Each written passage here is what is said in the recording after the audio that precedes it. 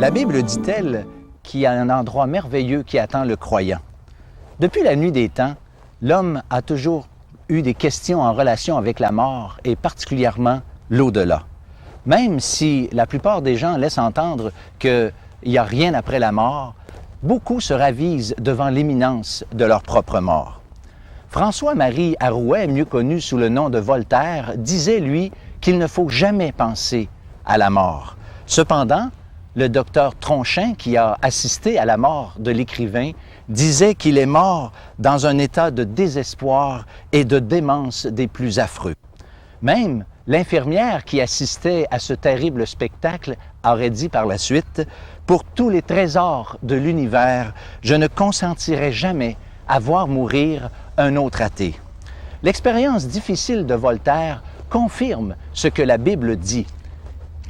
Dieu a mis dans le cœur de l'homme la pensée de l'éternité.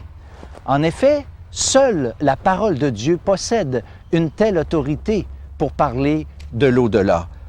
L'opinion des vivants n'est d'aucune utilité et n'a aucune autorité dans un tel domaine.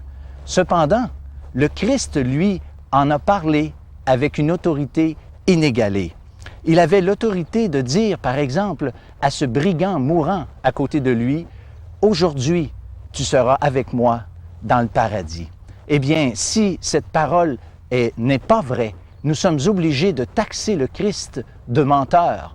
Cependant, si cette promesse est vérité, non seulement il y a une vie après la mort, mais il y a aussi un endroit merveilleux qui attend le croyant.